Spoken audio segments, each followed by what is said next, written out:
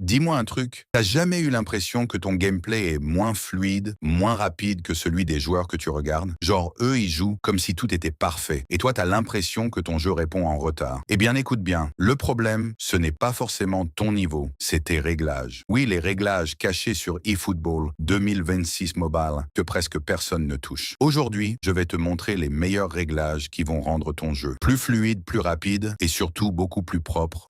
Si tu aimes le contenu eFootball, si tu veux vraiment progresser et mieux comprendre le jeu, pense à t'abonner, à liker la vidéo et à partager autour de toi.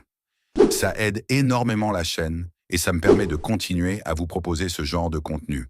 Maintenant, on peut continuer. 1. Les FPS, très important. Va dans Extra, flèche, paramètres, flèche, graphisme. Si t'es en 30 FPS, change ça maintenant. Mais 60 FPS, tu vas directement sentir la différence. Mouvement plus naturel, passe plus précise, jeu beaucoup plus réactif. C'est le réglage le plus simple, mais aussi le plus puissant. 2. Qualité graphique. Je vais être honnête avec toi. Oublie les beaux graphismes. Téléphone moyen, mais faible ou moyen. Téléphone puissant, tu peux monter, mais c'est pas obligatoire.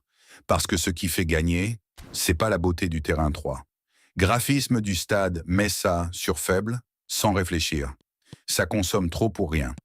Résultat, moins de lag, téléphone qui chauffe moins, gameplay beaucoup plus stable 4. Type de contrôle. Tu as deux options, toucher et effleurer. Manette virtuelle, prends manette virtuelle. C'est beaucoup plus fiable, surtout dans les moments chauds. 5. Joystick directionnel mais fixe. Pourquoi? Parce que ton doigt reste au même endroit, égale plus de précision. Avec les autres modes, ton joueur peut partir n'importe où si ton doigt le glisse. 6. Commande intelligente. Sur le papier, ça a l'air bien. Mais en vrai, ça détruit tes actions. L'IA décide à ta place, tir passe désactive ça, garde le contrôle. 7. Défense mais. Standard. Le pressing automatique, c'est un piège. Tes défenseurs montent n'importe comment et tu prends des buts faciles. 8. Changement de joueur. Débutant vers assisté, joueur chaud vers manuel. Et surtout, mets la portée sur moyen. Ça donne un bon équilibre. 9. Caméra, teste tout si tu veux. Mais si tu veux vraiment performer, prends dynamique large. Tu vois mieux le terrain, les appels, les espaces. Bref, tu joues plus intelligent. 10. Rôle en match. Beaucoup de gens ignorent ça.